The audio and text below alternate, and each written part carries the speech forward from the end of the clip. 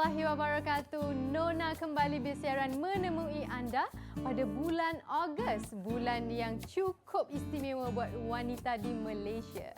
Saya Amira Rosli dalam siaran sulung saya bersama Nona yang sejak dari dulu menjadi tontonan Mira sekeluarga dan pastinya menjadi tontonan jutaan wanita Malaysia sejak dari gadis hinggalah berkeluarga. Akibat virus COVID-19, seluruh keluarga ini melalui hari yang getir. Suami Nurlela kritikal dan terpaksa ditidurkan atas nasihat doktor. Mereka kuat dan bangkit melawan demi anak-anak.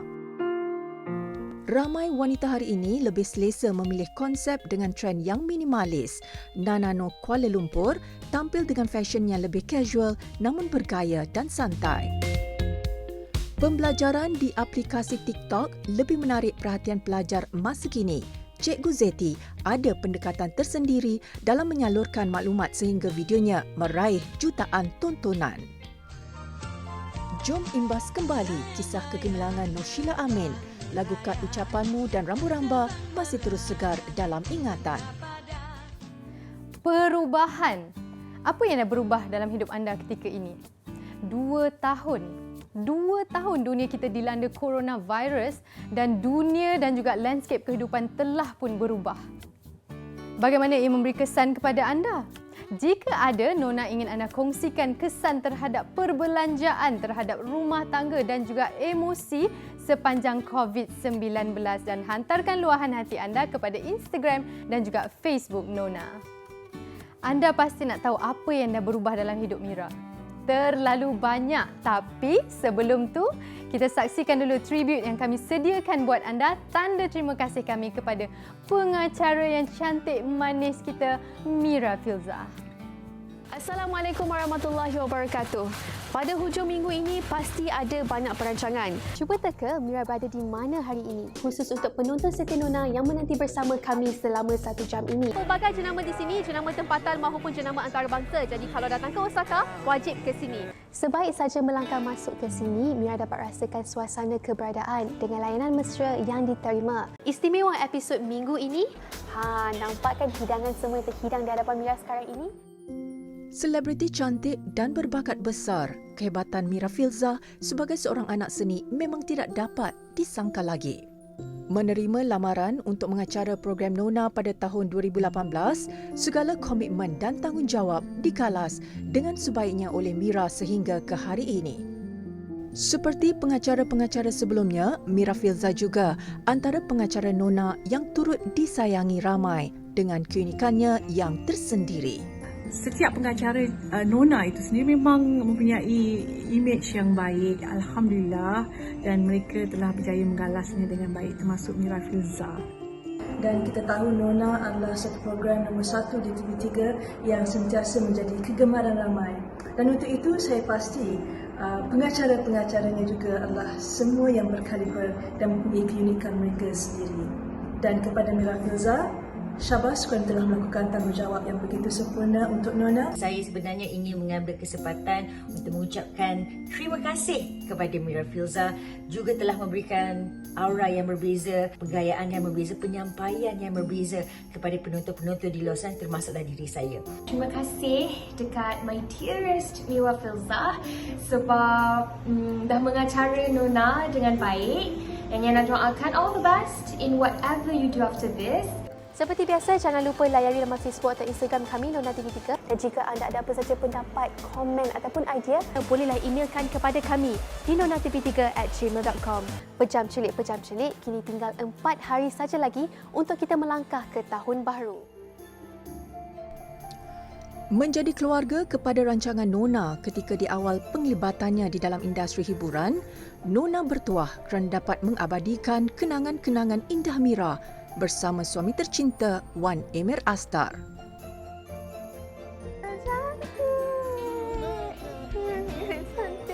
Ada sedikit perkongsian istimewa, momen-momen manis saat Mira bergelar isteri.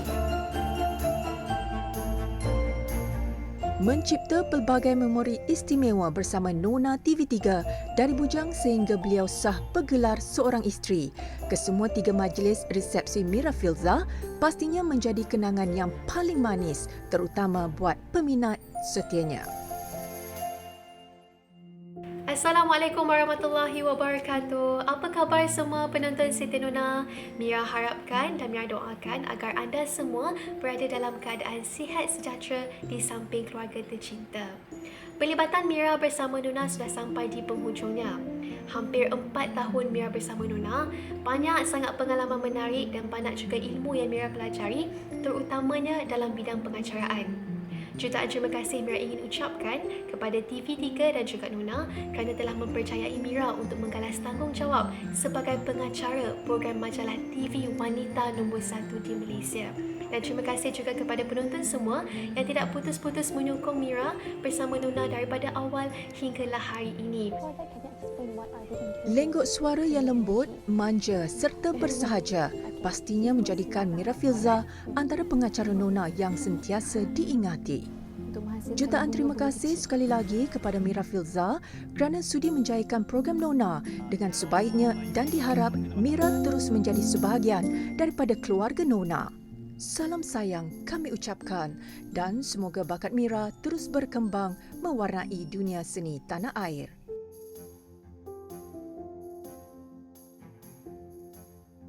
Dunia tidak pernah berubah, namun kita yang perlu mencorakkan kehidupan kita pada hari ini yang menentukan masa depan kita. Belajarlah untuk merendah diri sampai seorang pun tidak bisa merendahkan anda. Wanita inspirasi semua. Salam sayang daripada saya Mira Filzah. Assalamualaikum. Semoga program Nona akan terus maju dan sukses pada masa akan datang. Kepada penonton-penonton setia Nona, teruskan kesetiaan anda dan menyokong program Nona bersama pengacara baru iaitu Amira Resli. Kepada Amira, tahniah dan selamat maju jaya. Bye semua. Assalamualaikum. Ya Allah, sweetnya Mira Filzah ni. Terima kasih banyak-banyak. Mira doakan semoga awak terus sukses.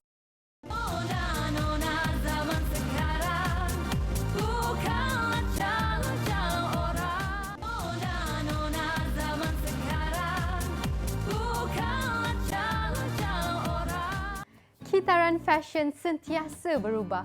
Nano Kuala Lumpur yang sudah pun berada dalam industri selama 10 tahun menampilkan gaya minimalis dengan potongan fabrik, pleated eksklusif dan easy wear.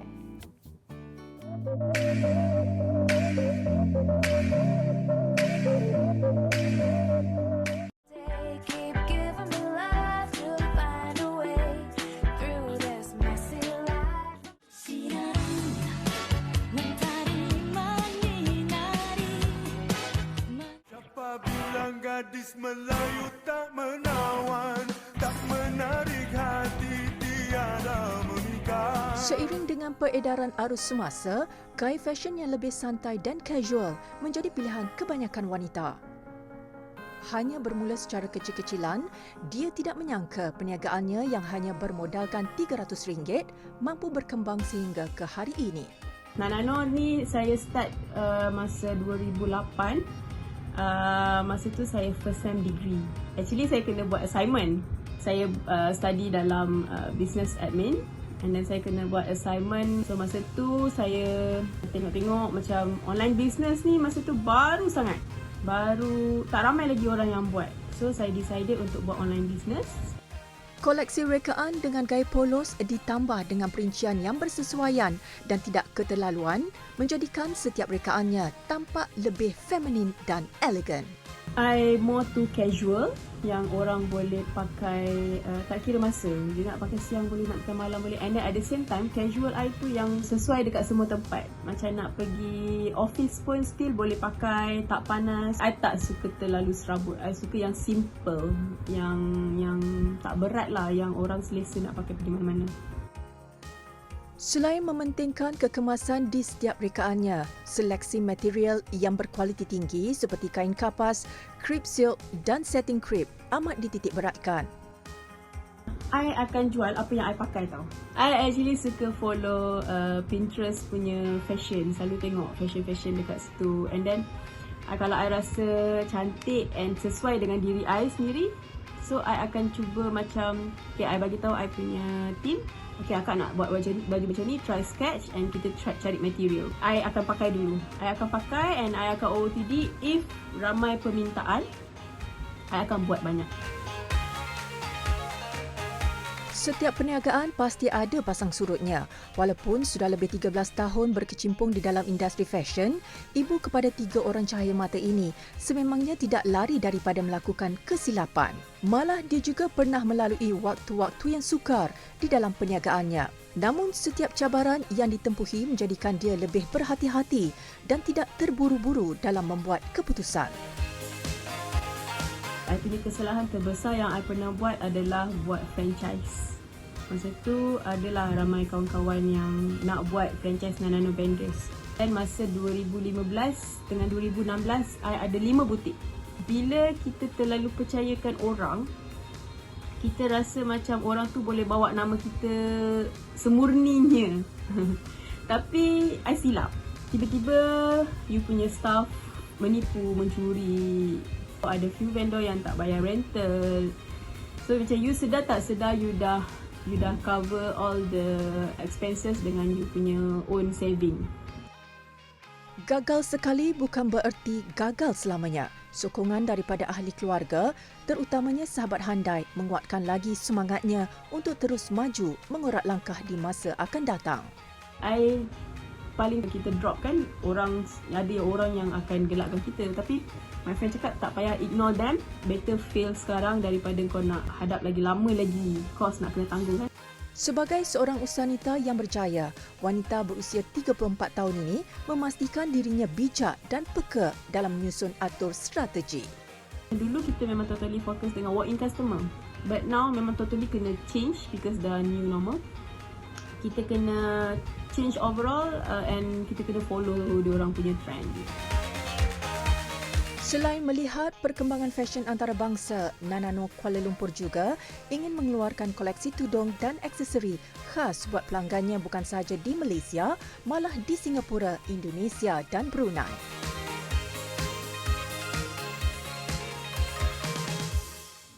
Nur Lela Abdul Ghani, 38 tahun, ibu kepada 2 cahaya mata.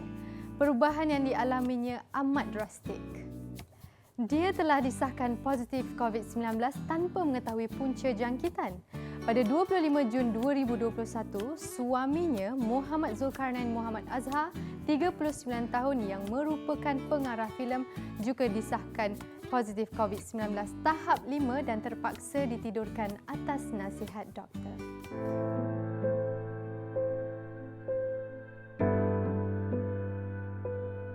Lebih mesra disapa Lela, dia dan suami mula bekerja dari rumah sejak Jun lalu.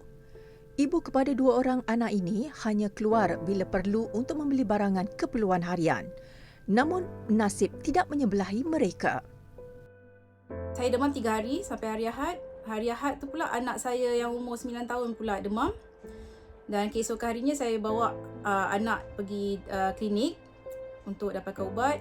Dan saya terus buat RTK test dan saya dapati RTK test tu positif. Masa tu terkejut sebab kita dah buat sehabis baik memang keluar mesti pakai double mask, sanitize every time, anak-anak pun tak keluar, kami pun bekerja dari rumah, jadi memang terkejut. Terus call pejabat kesihatan Petaling dan juga klinik yang sahkan kami positif tu, dan kami call terus COVID Assessment Center Stadium Malawati Shah Alam, dan saya dapat WhatsApp daripada PKD Petaling untuk buat appointment dekat COVID Assessment Center. Dan 2 hari selepas tu, 16 bulan, kami dapat appointment tu, terus pergi pagi tu. Disebabkan pasangan ini mempunyai seorang anak autisma, doktor menasihati agar terus ke hospital. Lela dan 2 orang anaknya ditempatkan di dalam satu ward yang sama, manakala suaminya ditempatkan di ward yang berlainan. Setelah 3 hari berada di hospital, Lela dan anaknya dibenarkan meneruskan kuarantin di rumah, tetapi tidak untuk suaminya. Suami saya masa masuk tu gejala ringan je. Dia sesema, batuk sikit. But bila dekat hospital tu, keadaan dia orang kata makin hari makin merosot. Mula-mula tak payah pakai oksigen, tiba-tiba pakai pula oksigen kecil 2-3 hari lepas tu pakai oksigen yang tinggi lagi. Dia perlukan oksigen lebih tinggi. Kemudian 2-3 hari lepas tu pakai pula Venturimas dan sebagainya. Dan kemuncaknya adalah pada 8 hari selepas dimasukkan hospital, saya dimaklumkan yang dia perlu dimasukkan ke ICU sebab dia memerlukan oksigen yang lebih tinggi. Pagi tu dia masuk ICU.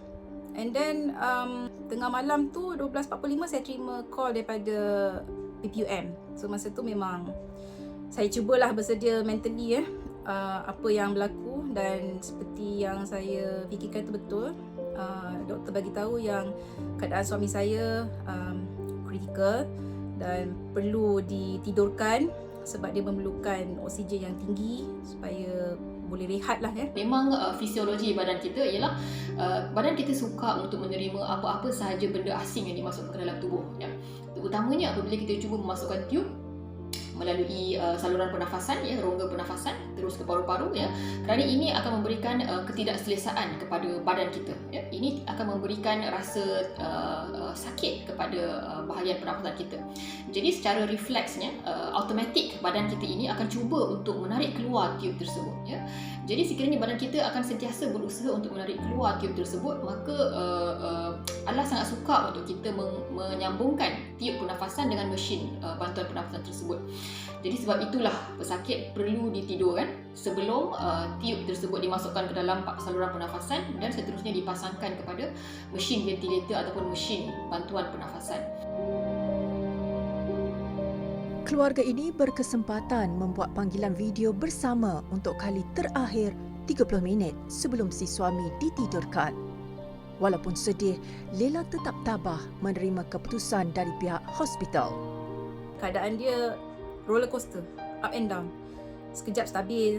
Stabil tu maksudnya dalam 50% je dia bergantung pada ventilator tu. Dia 50% lagi dia boleh nafas sendiri. Dan ada satu masa tu pada hari jadi dia. Hari jadi dia ke-39 pada 28 Jun. Saya tak dapat call lagi daripada PPM satu, dan barulah saya dapat tahu yang rupanya keadaan dia kritikal. Dia bergantung 80% pada ventilator. Dan alhamdulillah selepas tu 2-3 hari selepas tu saya dapat call keadaan dia stabil, dan akhirnya saya dapat call pada hari Sabtu tu 3 Julai saya dimaklumkan oleh PPM yang suami saya telah disedarkan dan berada dalam keadaan stabil. Keadaan suami alhamdulillah bertambah baik. Cuma dia masih lagi di hospital dah hari yang ke-33 lah pada hari ini. Dan keadaan dia 15 hari post intubation, 15 hari selepas disedarkan, stabil okey, tapi perlu rehabilitasi sebab masih belum boleh makan lagi, pakai tiub makan, masih belum boleh berdiri dan berjalan tanpa bantuan lah. Wabak pandemik COVID-19 ini boleh merebak melalui udara dan juga melalui sentuhan. Jadi kadang-kala tanpa kita sedari kemungkinan walaupun kita telah menggunakan hand sanitizer, walaupun kita sudah memakai double mask protection, namun begitu virus ini dia adalah sangat halus di mana partikelnya sangat kecil dan ia mungkin masih boleh menembusi ruang-ruang di celah-celah face mask dan juga double mask tadi. Lela sekeluarga beruntung kerana mendapat sokongan mental dan emosi daripada keluarga dan rakan-rakan. Hanya doa mampu dipanjatkan agar segala urusan dipermudahkan Ilahi. Bismillahirrahmanirrahim. Oh Allah, sungguh tabah, sehat tabah, kulit tabah, sehat tabah. Boleh apa maklum. Amin, pandainya. Di kesempatan ni saya nak mengucapkan setinggi-tinggi penghargaan dan jutaan terima kasih kepada semua petugas Barisan Hadapan Negara, terutamanya kepada Pusat Perubatan Universiti Malaya PPUM yang telah memberikan rawatan terbaik buat kami. Alhamdulillah kami telah bebas daripada jangkitan virus COVID-19 dan suami saya juga semakin pulih selepas lebih 30 hari berada di hospital. Terima kasih kepada Ward 12U, Ward Pediatrik, tim di ICU dan juga tim rehabilitasi PPUM yang sedang merawat suami saya sekarang ini dalam fasa pemulihan. Terima kasih sekali lagi. Andalah superhero kami.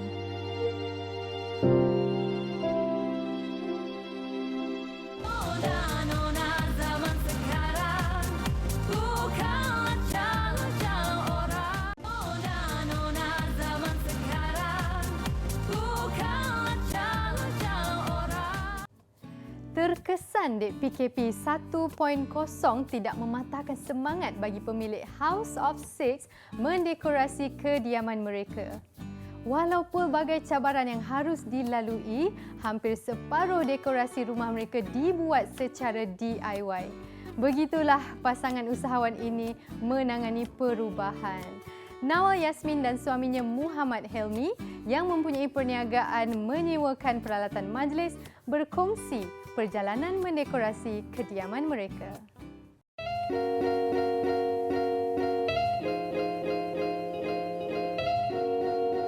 Setiap orang mengimpikan rumah idaman.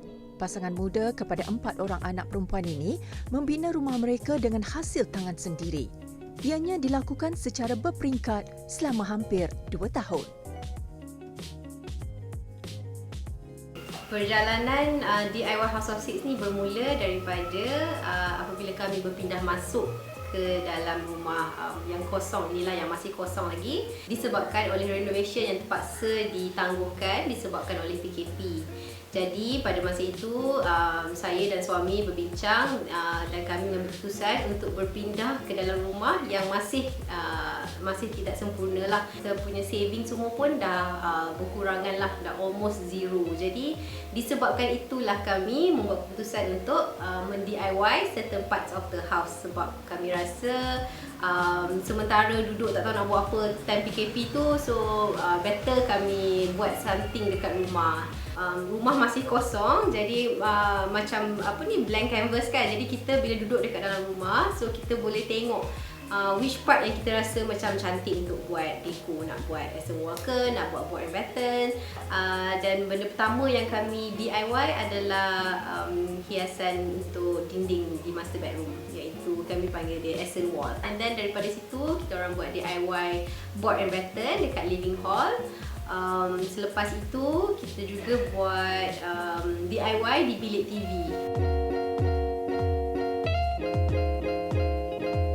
Semua proses itu memakan masa yang agak lama juga, sebab buatnya berdua saja dengan suami. So kadang-kadang saya pun masa tu masih lagi mengandung, sarat pula tu, so tak banyak yang boleh tolong kan. Jadi slowly kita buat, slowly. So alhamdulillah semuanya seperti yang dibayangkan. Rumah House of Six ni berkonsepkan, sebenarnya tak ada spesifik konsep lah, tapi more kepada farmhouse disebabkan pemilihan warna yang berasaskan earth colour.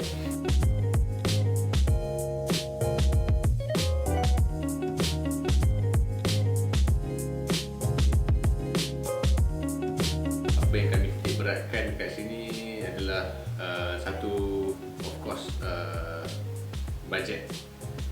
Yang pertama bajet lah, sebab dengan kekangan kewangan dan pendapatan kami yang terjejas, so bajet tu penting lah.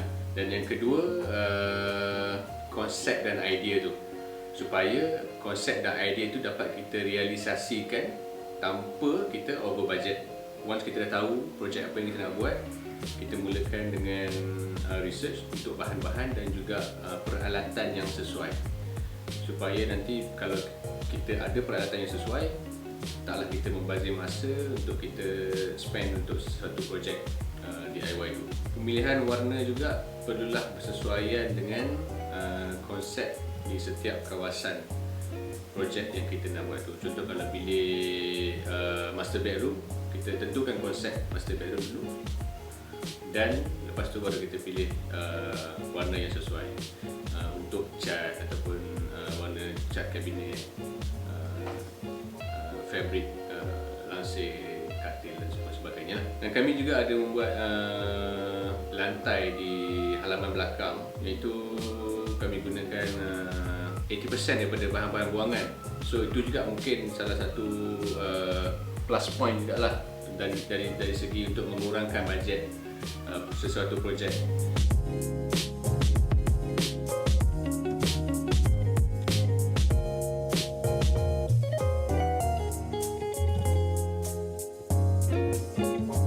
Bagi bagi saya projek DIY rumah ni memang sangat-sangat memorable lah untuk anak-anak saya dan juga saya dan suami, disebabkan kami melibatkan setiap aktiviti DIY kami bersama anak-anak, sebab mereka ada bersama kami ke proses, segala proses ni mereka ada bersama. Jadi kami akan cuba sedaya upaya untuk involvekan mereka dalam setiap projek kami.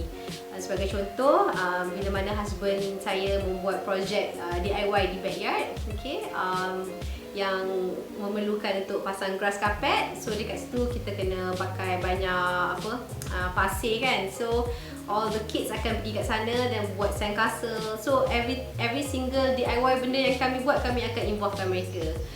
Ataupun contoh yang lain ialah seperti bila kita nak cat satu bilik tu, so sebelum kita cat, kita akan bagi diorang colour, paint apa yang diorang suka dulu, supaya diorang dapat mengekspreskan apa yang diorang rasa.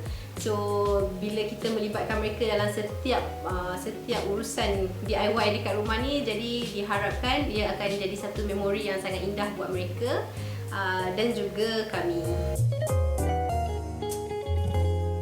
Mendekorasi rumah dengan kos yang minimum namun hasilnya menakjubkan. Diharap perkongsian ini memberi idea serta inspirasi buat semua. Cikgu Zeti yang berpengalaman 11 tahun mengajar mengambil inisiatif untuk mendekati pelajarnya dengan mengubah cara PDP kepada membuat video TikTok. Dan kini Cikgu Zeti mempunyai pengikut seramai 63,000 orang dan membuat hampir 500 video TikTok. Orang nak berjaya, kita pun nak berjaya juga macam orang lain. Tapi untuk kita berjaya, tahu tak ada 4 sikap yang kita kena buang supaya kita boleh berjaya. Nombor 1, buang perangai malas. Nombor 2, buang perangai suka cari alasan. Nombor 3, buang perangai suka menunda kerja. Dan yang keempat, paling penting, buang perangai untuk jadi sempurna. Tak ada manusia yang sempurna dalam dunia ni. Fokus video yang dibuatnya adalah bagi membantu belajar dalam bidang kaunseling. Cikgu Zeti membuka akaun TikTok sejak bulan 11 tahun lalu. Namun mula mendapat perhatian ramai sebulan selepas aktif dalam aplikasi ini. Untuk jadi peguam ada 5 laluan. Kita mulakan semuanya dengan SPM. Macam sebelum berlakunya pandemik, macam biasa saya pun seperti cikgu-cikgu lain juga datang ke sekolah, mengajar, berjumpa dengan pelajar secara face to face. And then bila berlakunya pandemik COVID-19, pelajar belajar di rumah secara PTBR, and then cikgu-cikgu pun work from home. Jadi saya menghadapi cabaran yang agak lebih dekat situlah, sebab saya tak dapat jumpa dengan pelajar dan kebetulan saya bukanlah guru akademik. Saya adalah guru bimbingan dan kaunseling. Jadi saya punya core business saya adalah menjalankan sesi kaunseling. Macam tahun lepas, saya agak struggle untuk memberi info dan maklumat kepada pelajar saya.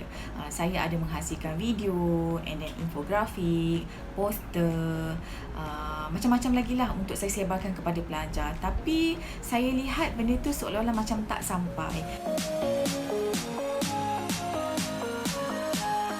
Guru kaunseling ini mengambil langkah mendekatkan dirinya dengan pelajar melalui video pembelajaran di sosial medianya seperti Facebook dan Instagram. Namun, hasilnya tidak berjaya. Jadi saya ada buat satu survey kepada pelajar-pelajar saya. Saya nak tengok mereka banyak menghabiskan masa di mana. Sama ada di Instagram, Facebook, Twitter ataupun di TikTok. Dan daripada situ, saya mendapat jawapan student saya banyak menghabiskan masa di TikTok. Jadi itu adalah permulaan macam mana tercetusnya saya untuk menghasilkan video-video di TikTok. Dan tahun lepas saya banyak fokus kepada isu berkaitan dengan kesihatan mental. Saya share awareness berkaitan cara macam mana nak atasi stres. Alhamdulillah saya dapat feedback yang sangat positif dan yang paling saya rasa macam menyentuh hati dan perasaan saya bila mereka mengaplikasikan semua teknik-teknik tersebut dan mereka mengucapkan terima kasih. Warna kasut yang anda nampak dekat belakang ni akan menentukan sama ada anda pengguna otak kiri atau otak kanan. Jom kita tengok. Nah, ini dia jawapannya. Kalau anda nampak warna hijau dan warna kelabu, bermaksud anda pengguna otak kiri. Kalau anda nampak warna pink dan warna putih, bermaksud anda pengguna otak kanan. Ini adalah ciri-ciri dan fungsi otak kiri dan kanan manusia. So, anda pengguna otak kiri ke otak kanan? Jom kongsi. Mungkin disebabkan konten. Saya banyak menghasilkan konten-konten yang berbentuk education berbanding entertainment. Entertainment saya ada buat juga, tapi saya tak banyaklah buat. Saya banyak fokus kepada education. Dan konten yang saya buat memenuhi apa yang target audiens saya mahukan. Target audiens saya adalah pelajar sekolah menengah, pelajar-pelajar yang sedang belajar di IPT, di institusi awal. Itu adalah target audiens saya. So macam contoh sekarang ni, mereka banyak tanya saya berkaitan tentang permohonan UPU. Jadi saya banyaklah kongsikan tips berkaitan dengan cara permohonan, macam mana nak buat rayuan, macam mana nak kemas kini dan sebagainya. Abang Segi tembak. Ramai orang beranggapan bahawa aplikasi TikTok hanyalah untuk berhibur. Namun menurutnya terdapat pelbagai manfaat lain yang boleh diambil melalui aplikasi ini. Okey, macam ni Firdaus. Dengar baik-baik apa yang cikgu nak cakap. Harapannya agar setiap video yang dibuat dapat memberikan ilmu yang bermanfaat kepada murid juga mereka yang gemar menonton TikTok. Cik, boleh buat rayuan. Untuk survive dalam real life, kena belajar untuk jadi leader yang baik. Nombor 5, responsibility. Hidup kita bukan berkisah pasal kita saja, tapi orang sekeliling. So, kena belajar untuk bertanggungjawab. Yang ke-6, public speaking. Kena berlatih dan bercakap untuk bina keyakinan diri. Saya rasa aplikasi TikTok adalah satu aplikasi yang sangat bagus dan sangat useful. Useful untuk orang macam saya lah. Tapi kalau kita menggunakan sesuatu aplikasi dengan cara yang baik, insya-Allah yang baik-baik itu akan datang pada kita. Terus bagi sokongan kepada saya untuk saya menghasilkan video-video yang lebih bermanfaat untuk pelajar-pelajar kita.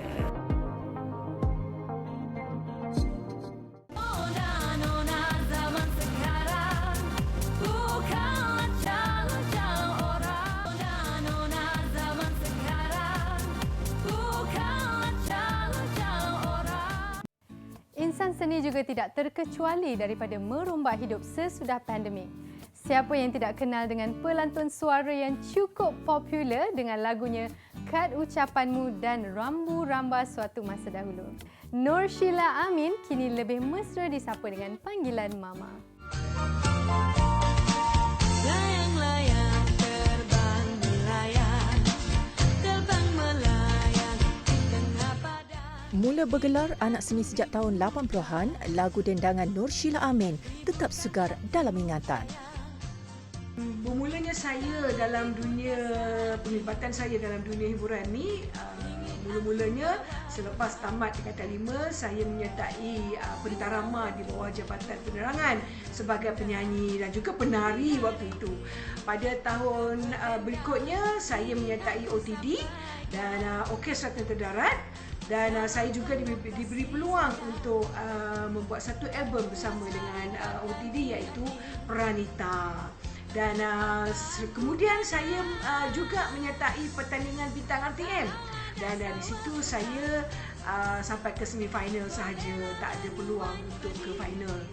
Dan kemudian saya kembali semula ke OTD, dan di situlah saya dilamar oleh syarikat Tim Nartis, iaitu satu production house yang melamar saya untuk membuat album pertama saya, iaitu album Kad Ucapanmu. Kad ucapan kiriman tiba di hari lahirku. Trademark saya dahululah, saya ni jenis yang very simple but elegant. Yang mana salah satu ciri-ciri image saya dahulu, saya ni orang kata boyish. Boyish maknanya macam lebih nak berpakaian ke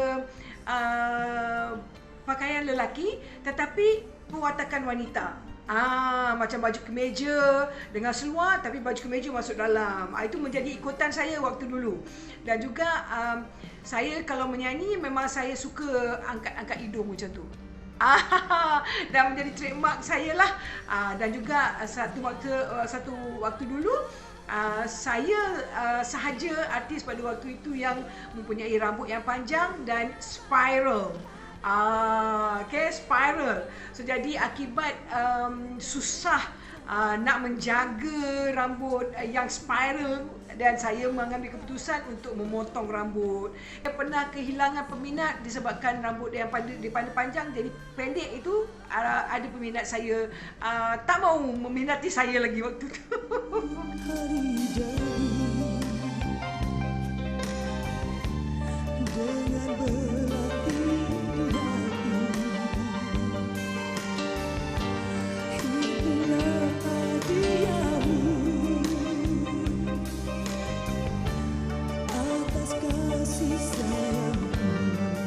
Kalau nak ikutkan trend dulu-dulu lah, okey, baju yang orang kata memang kembang-kembang tu dah tentu, dan satu lagi trend dulu tu rambut, okey, orang kata remos, kena ada remos. Okey, siapa tahu 1980-an memang tahulah ini adalah image artis dulu yang mana rambut tetap nak kena ada orang kata remos ke atas tu, kemudian ada fringe kat depan tu. Itu memang trademark artis dulu-dulu tahun 80-an. Dan juga jadi rambut kekal, lepas tu tang macam mahkota gitu kan. Okey, satu lagi, kalau pakaian tu yang dia punya bahu tu memang nak kembang sebakul macam tu, dan dah lah kembang dekat sini, kembang lagi dekat bawah. So jadi memang itu adalah satu orang kata fashion artis 80-an waktu itu. Karakter saya ni adalah orangnya sangat peramah, mudah mesra, dan saya boleh bergaul dengan semua peringkat. Dan sikit lagi pasal karakter saya ni adalah orangnya happy go lucky, easy going, mudah orang kata mudah mesra lah dengan siapa-siapa.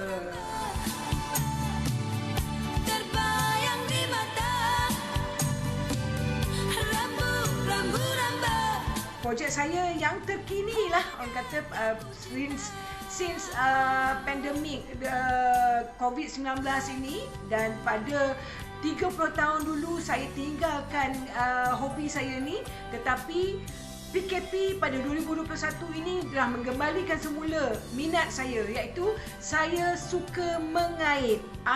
Alhamdulillah, kaitan saya mendapat sambutan, iaitu saya sekarang ni buat beg, buat mengait beg.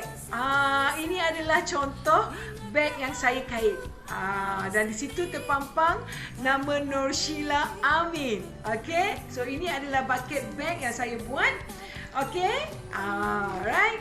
So jadi dan juga saya buat beg yang macam ni lah. Macam ni. Ini adalah beg-beg hasil kerja tangan saya. Okey. So ini beg saya, beg yang saya buat. Okey, dan last but not least, saya juga buat kopiah. Saya buat kopiah. Jadi ini adalah bakat-bakat saya 30 tahun yang dulu saya kembalikan semula untuk musim PKP, dan insya-Allah kalau ada banyak permintaan lagi saya akan teruskan mengait ini. Di musim PKP, ternyata hobi mengait membuatkan Mama Sheila lebih tenang dan seronok dengan mengisi waktunya yang terluang. Sikapnya yang sentiasa positif mampu memberikan kesan terhadap kesihatan fizikal dan minda yang sihat. Begitulah kehidupan diteruskan, demikianlah takdir ditentukan. Seperti sungai, tidak mungkin akan mengalir ke belakang. Terima kasih kerana sudi setia bersama kami hingga ke akhir siaran. Teruskan layari laman Facebook dan Instagram kami di TV3 Nona. Jika ada sebarang pertanyaan, komen dan sebagainya, anda boleh hantarkan ke email nonatv3@gmail.com. Jumpa lagi minggu hadapan bersama Nona di hari dan waktu yang sama. Selamat beristirahat. Assalamualaikum.